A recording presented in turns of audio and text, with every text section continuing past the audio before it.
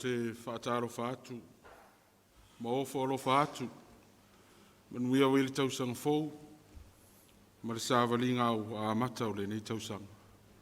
I le suafa mamalu o le atua, tamā le alo ma le ngang pa ia. Au te wala au atu ma le wharo alo. O maia, o le a tātou tāpua i atu I le atua.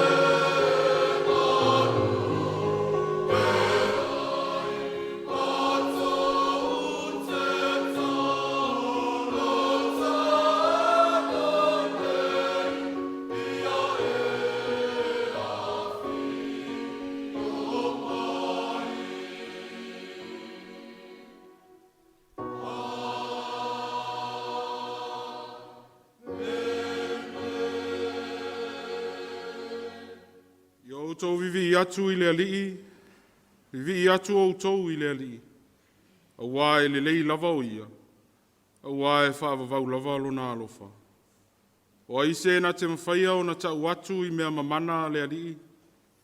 O aise na te whaailoa o na vi inga o malava. A mu ia I la tau o e tausi I le wha masinonga. O e whaile ami o tonu e le au noa. O le talo mo le ngang pa ia. Tātou ifo ma tatalo I le atua. Le atua mama nae lo mātou tamā e whavavau. O le atua e alofa ma e alofa muti vale lava la o fio. Aolo alofa lava leo mātou mōri mawina. Ina ua tā la pui o lo malu. O mātou ulu fale foi. Se o mātou si ilevi inga ma le whaafitai I la au fio. Pangalawa lea li ie. Mātou te langona ina pēa lo mātou mātitiva whale nganga I luma o la au fio. E ala leo lo mātou mua I walau ina se e fio maia e ala I lo wanganga pa ia. E te to ia I mātou uma tai to atasi. Ai a ina o mātou loto ma nganga. Paptiso ina I mātou. Ina ia o mātou whaia ele nei tāpua inga I le awa ma le wha mauni lau. Mātou tatalo le tua, atasi mai la o fi. Ono Yesu wala I le talo. Amene. La tātou vivi I le atua I le vi inga I lua le vi inga o le atua.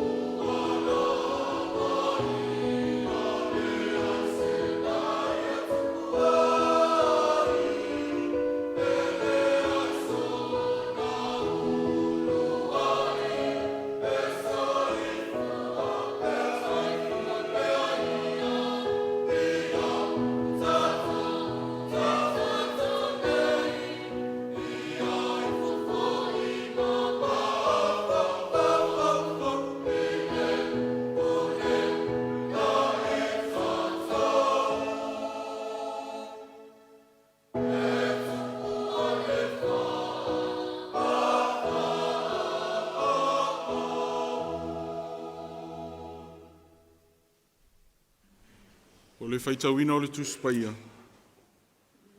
Tusi whitwhiria mo I tātou le nei tae au e tusai ma le whasinonga le tusi whaitau asu.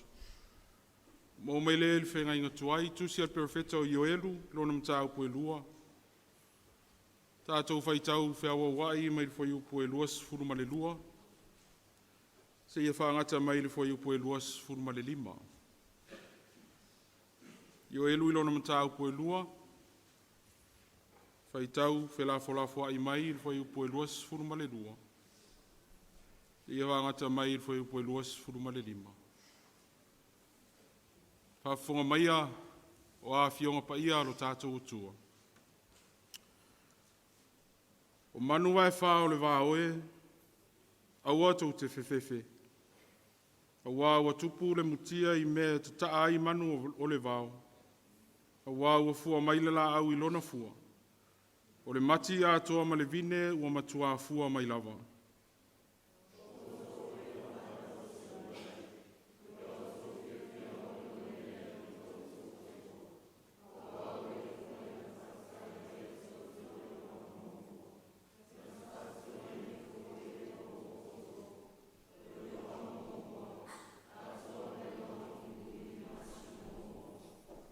E tumu me sasa I saito.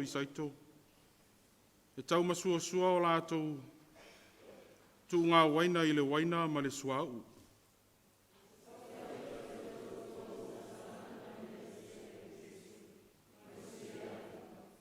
Seka sili.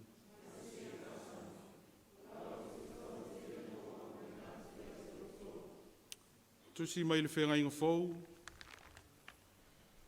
Evangelia Yesu ke riso on whamawina I Ioane, non mtau poe tolu. Tātou toi whaitau whelafo I mai whai upo e sfuru ma le ono.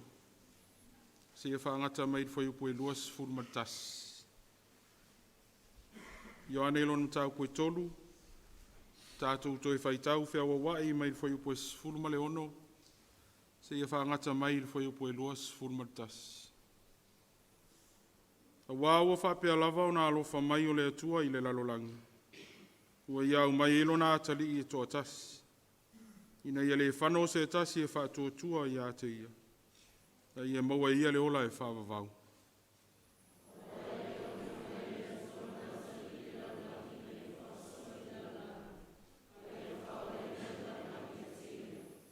O le whātua I a te ia, e le whāsalaina o ia.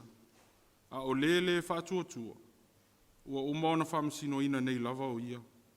A ua ele I whātua lava ia I le ingoa o le atali I to atasi o le atua.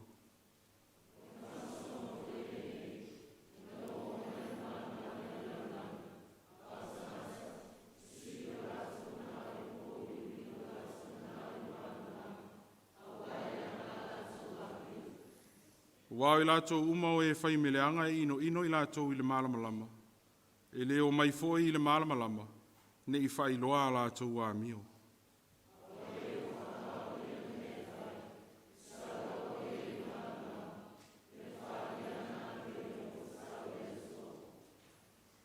Ia whamanuia mai lea tua e ala tātou whaitau ma whalongolongo I ana Afionga pa ia. Tu maupe a te ialo na lava vi inga neise I o il whavavau. Amen. La tātou toi pese lea tua il pese lua se laus fulman fitu. Lua se lau sulfitu pese tātou te pese ai.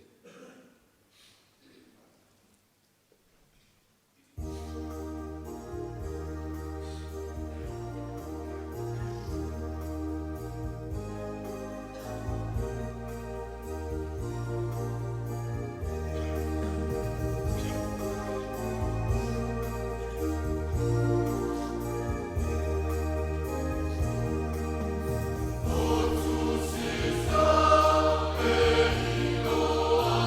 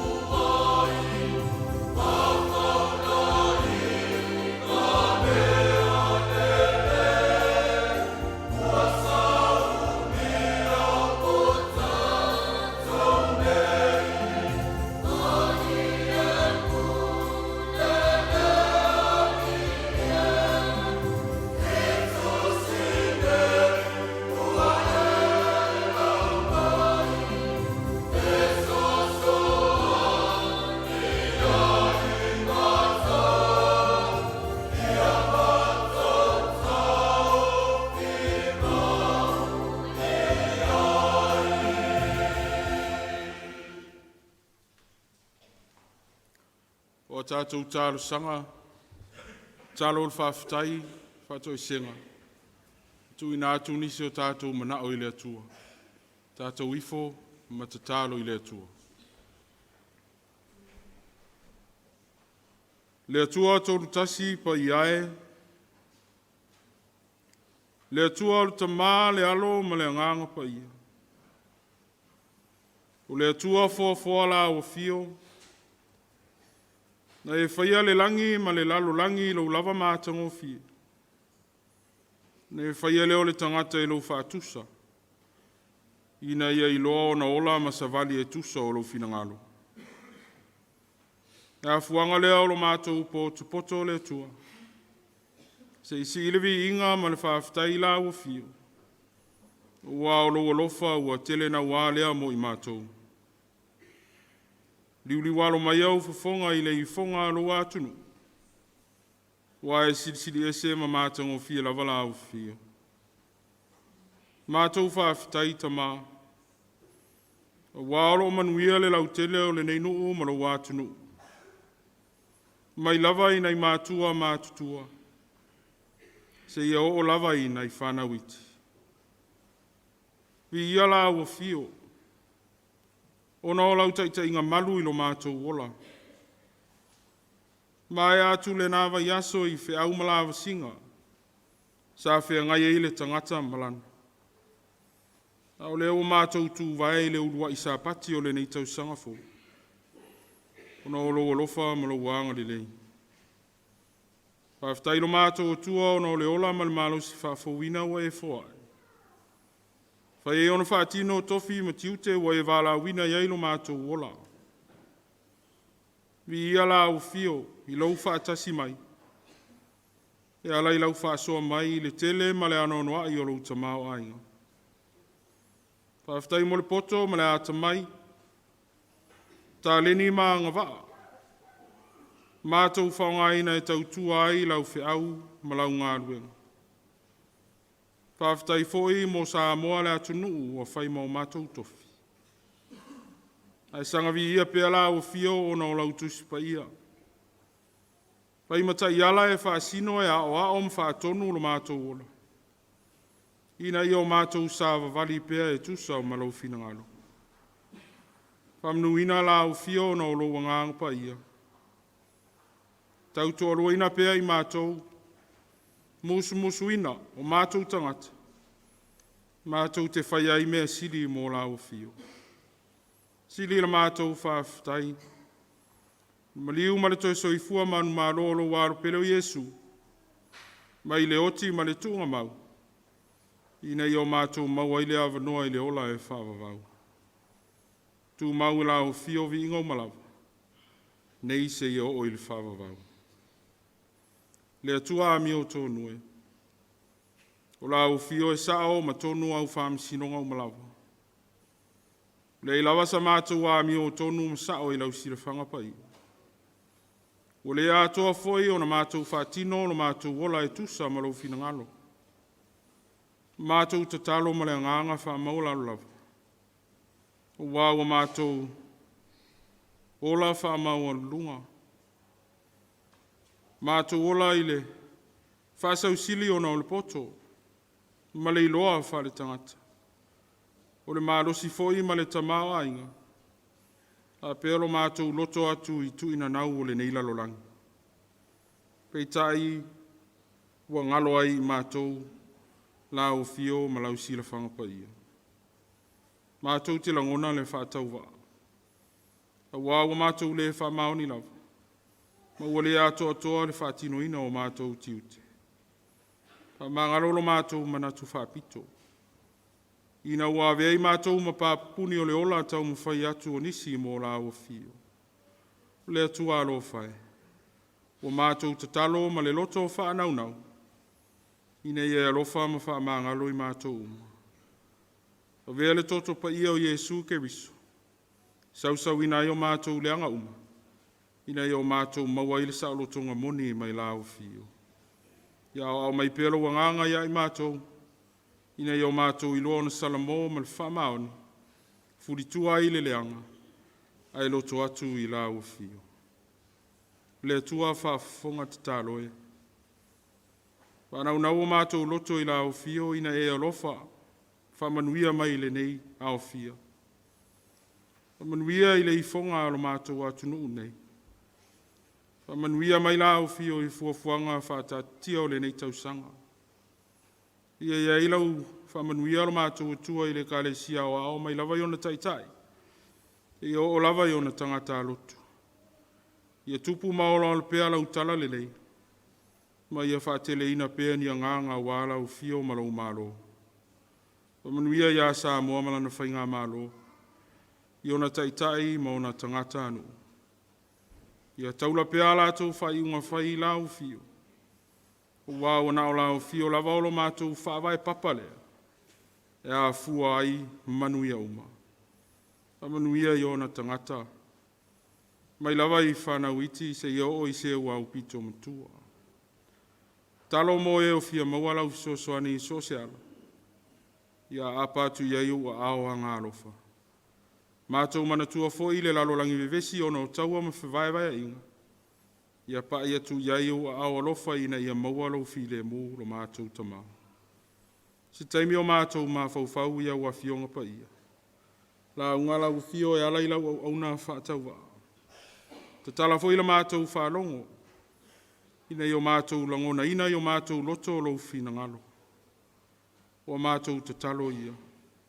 A tasi ma te talo lele oa i lo loto o le tangata lava ia. Mātou o foina o mātou ina ia whaia pēlo fina ngalo. Ai le o mātou loto. O mātou te talo e alatu i le suafa ma malu Yesu ke riso lo mātou li i malo mātou whaola. Amene. A tātou toi pese le atua i le pese se lau iwa sifulu. Se lau iwa sifulu pese tātou te pese.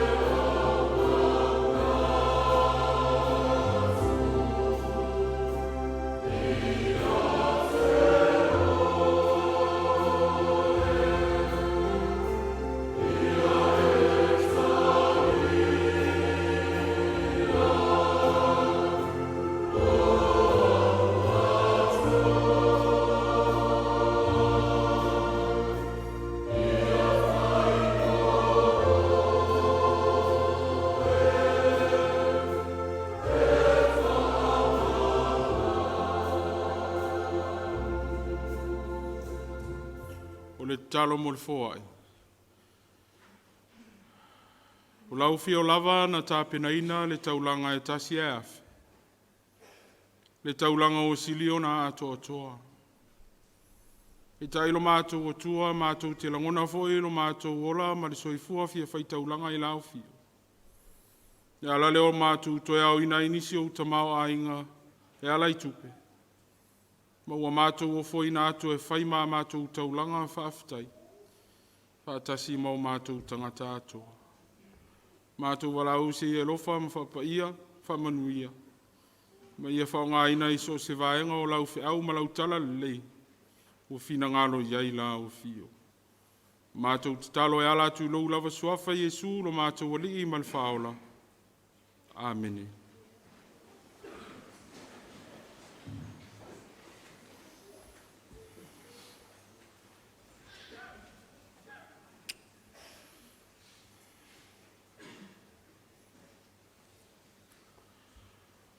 O le launga i le suafa mamalu o le atua le tamaa. Le alo ma le angang pa ia. Amene. O maua le matua mai le tusi e pe on faitawina mai le whenga inga tuai. Tusi al perfeto i o elu i lona matau po elua. Au au filifilia foi po elua sifuru ma le tolu. E fai mamatua whaafafonga o te toi faitawina. O tau foi o le whanau o sionae.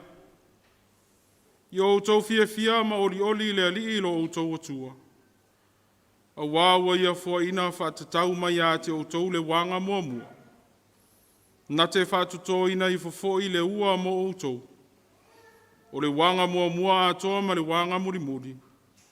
I le maasina mua mua. O le manatu au tu o le neia susa. Tu sai ma le whasinonga le tusi whaitau aso e whapea. O le a ala mai le natura.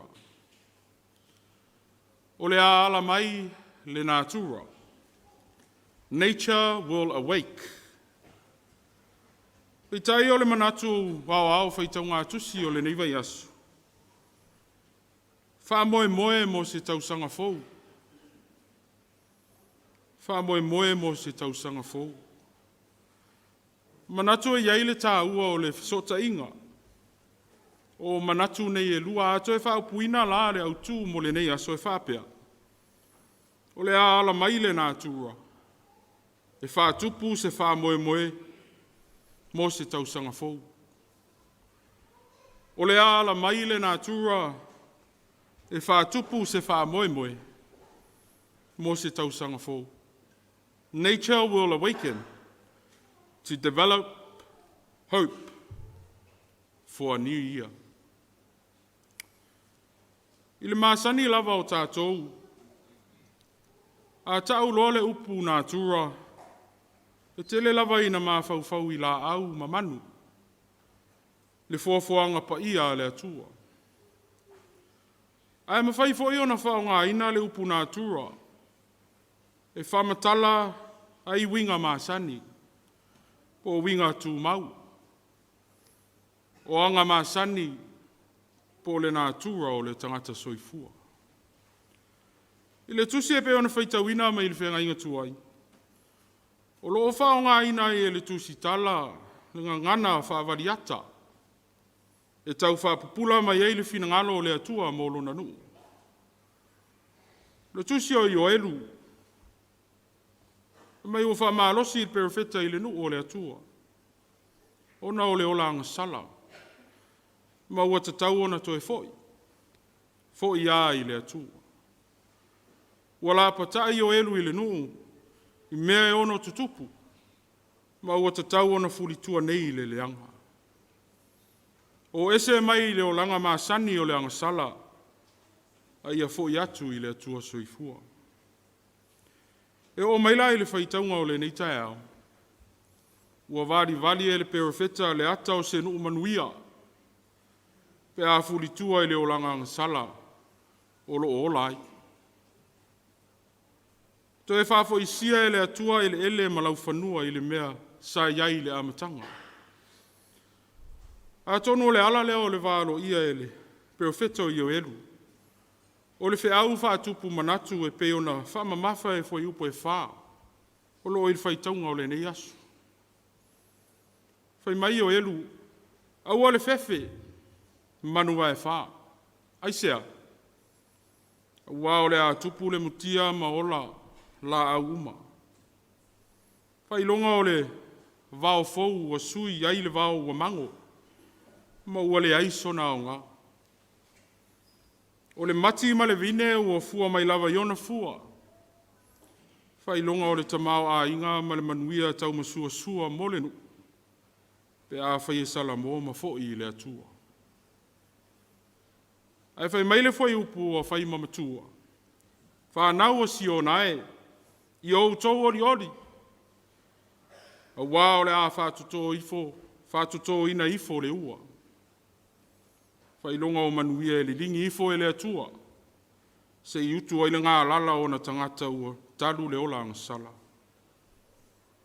O ngā ngana whaavali atana, i mea ua wālo ia e le perifeta o ioelu, pe a foi le tangata i le atua soifua. O le a whaafo i sia uma e le atua mea uma lava, i lona maasani i sa iai, e peo na ia foa mea uma i le amatanga. Pei tai o whaonga ina e le perifeta, ata o le foafoanga mamana le atua, e tau whaamatala ai, le ola e te tau mo le tangata. Le ola na fina ngalo le atua ina ia soifua ma ola ila na tangata na whai. Le nā tura moni o le tangata, o le ola mama, ma le ola whapaia ina. Pei tai na tofo ina, ma pa ua i le angasala. Al Mafua anga nā, o le ala o le nā tura alofa o le atua. Le nā tura alofa o le atua na wina mai eilo nā alupele e tōtas. Pe ona mori mau iai o ane. Au le alofa o lo whali wina mai le upu e leni a ka pe. O le alofa e moni ma wha maoni. Le nā tura atua o le alofa ma le wha maoni. E le isi alofa e whaatusa iai. O le atua e la veae. O le atua whaola. Nā fua e ona tu ona mamalu i le langi. Ai li utino e ala ia Yesu. O le ala mai o le nā atua o le atua. E ala ia Yesu ke riso. O se wha moe, mo se ola fou, mo le tangata na ia whaia. Sa moa e malau whaafonga anga i le nei tai au. O le whi auwa i lea mo le sāwilinga, a mata o le nei tausanga. E le whisilingia le anono ai, o se maanga sala o le nā tausanga wa arua tū. Pei tai o lea ua wha manatu mai le whi au o le tala le. O le ala mai le nā tura e tapena se wha moe mo se tausanga fou, mana whi au. Lona winga a whai o tātou uru whale mai le lua afe lua sifurwha, ma o tātou tangata tuai. A whai foi o lo tātou wola pea i le olanga tuai o le tusi lima, Femi sa i loto le anga, ma le ola anga sala, ia fuli tua nei. Tu le ola anga sala i le lua fe lua tolu, i le mauti noa, e iei le wha moe ua tapena e le atua, mo i tātou i le nei tausanga fō. O le wha moe wha ma ite, ma whawhangu i le alofa tū noa o le atua lona winga. E tasi I lava le whaatinonga o loo mo mia e le atua. Ia o tā salamo, ma fo I atu ia te ia. Wa o le mea mauti noa, e o mai le aso, e le o tau whawhangua le nā atua, e tau mai e le alofa o le atua. Le winga o le whamatalanga, a le e tā te ala whai le ola fōu. Tā te ala whai I le mana waina o le ea fōu. Ai a le tamau a inga o le sami ma le vau. Ai a le lau ele, ma lona tamau a inga o lo awanga lima a ina I o tātou tangata. E fou ma tau masua I le alofa tū noa o le atua. O le wha moe ola O le wha moe ola nā ua tapena i le atua mo oe mao, le tangata wha tua. Pe a whai e tāte foi, ma le sala mō wha maoni i le atua. Le ae ta oto, i le lao ai luma nei. Le tino le nā atura o le alofa, nā ala mai na uanga sala le tangata. E o le ala mai leo le nā atura o le atua. Na tongo ai malama o le tae au fou. Ma tupu ai le wha moe fou mo le tangata. I na ua wanoa le langi mo le tangata whatuatua. Pe a whai e sala mō ma whatuatua wha maoni i a te ia. E tu mau i le atua le wha vai papa o Samoa. Lona lava ma malu ma le pule awa. Ne ise i o il wha lava. Amene. O la tātou pese i le atua il pese se lau limas fulmalfitu.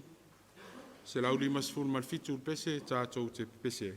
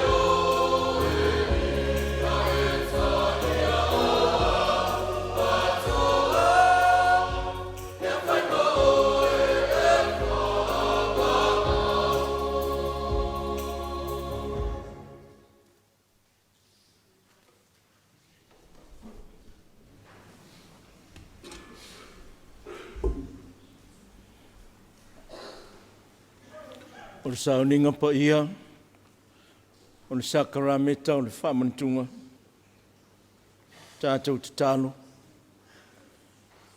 E pa ia whamaoni, e manuia whamaoni lau fio, lo mātou te mā. O na oloa lofa muti muti vale i tangata, na e fōa ai mai ai lo alo i Jesu Keriso, e winga whaatasi ma tangata, ma maleu i longa o le sātauro ina ia lawea ina i mātou. O le na whaia i le mea le taulanga o ato toa o na le lei, ma o lava mo le anga sala le lalolangi uma. O le fōi na whātuina le nei Sauniga e whaamnatu ai lona maleu tāua, na ia whaatonu mai fōi lana tala le lei, ia mātou tausi pēr i ai, se ia o i lona toe whio mai. O le mea lea o mātou manatua nei, le lava pō na whaalatai nai le lio Iesu, na ia tango ai le areto, wa ia whaafitai, o na tofi ai lea ma whai atu, i nā tango ia i nā ai o lo tino le nei, o tofi masui o tau, i au tau whaia le nei mea ma whaamanatunga i a tau. O ia whapea fo i le ipu ina wa uma o na ai o whapea atu. O le ipu le nei o le whengainga fau lea i lo toto. I au tau whaia le nei mea ma whaamanatunga i a tau i aso uma tau te wheinu ai. O lea o mātou whaia le nei Sauniga e tusa malona whaatonunga ma le nganga whaafitai. O mātou ole atu i lau fio le tamā ma le loto maulalo. Tu sai ma lau fina ngalo ina ia mātou langona mauti noa lau whaatasi mai, ma lau alofa tu noa. Ie awina i follow nganga pa ia i lunga ia i mātou, ma lunga o au mea alofa o le areto ma le waina. Ina ia mātou awai whaatasi i le tino ma le toto o lo mātou walii, a o mātou ai ma wheenu whaatasi.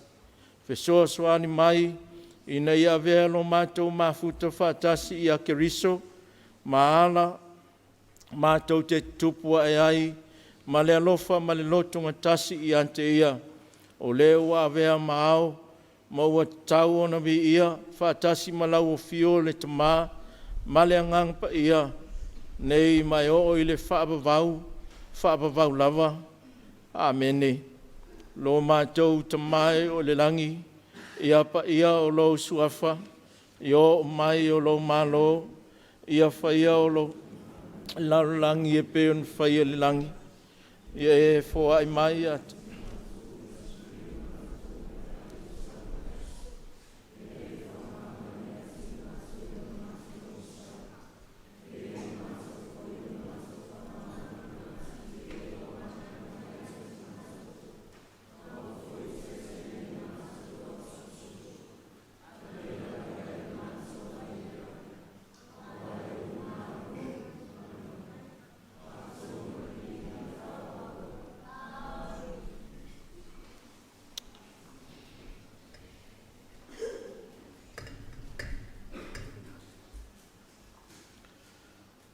Le lava pō na whaalata i nai le lio Iesu na ia tangoai i le aretu.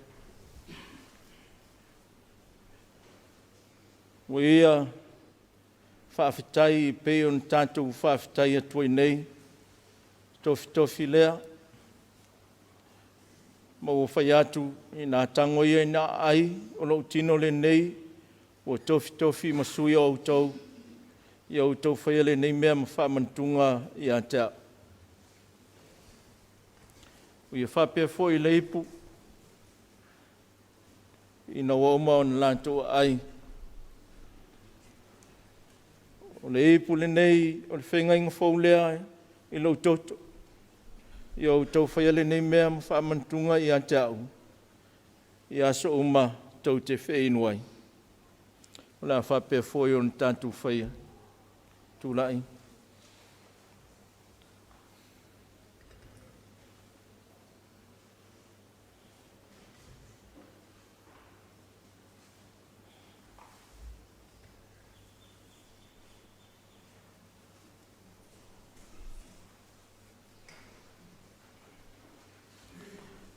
Nā tango ia i nā ai o le tino le nei o Keriso, o tofi mo o tau i o tau whaele nei mea mwha mantunga i ante o tuia i manuia tuwhaina tino o tātou ori.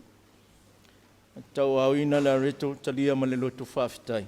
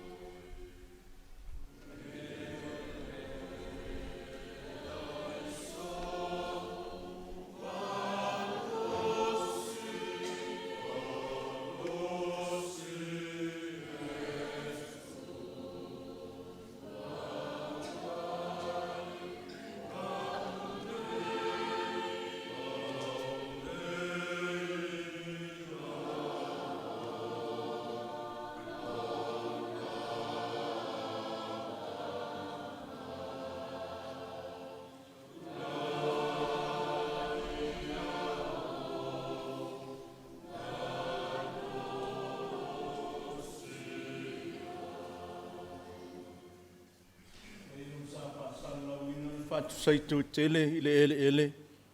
Awa vea i mo mea tasi ile nei a reto.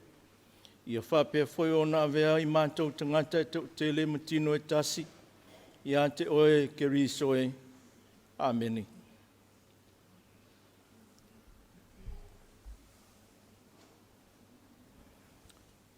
O le ipule nei, o le whengaing fau leo, le toto le tātou alio, Yesu Keriso. Whamalingi ina mo le whamangalo ina o a tātou ang sala. I o tātou whaiale nei mea ma whamantunga i ante ia. I aso uma tātou te whainuai. Tūlai.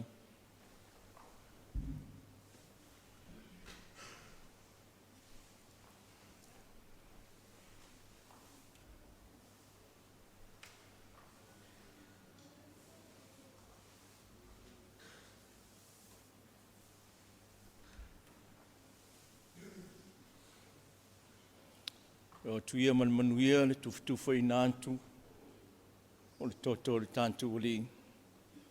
A tau au ina le waina talia manloto whawhitai, toi whaafu ia nele I purifata.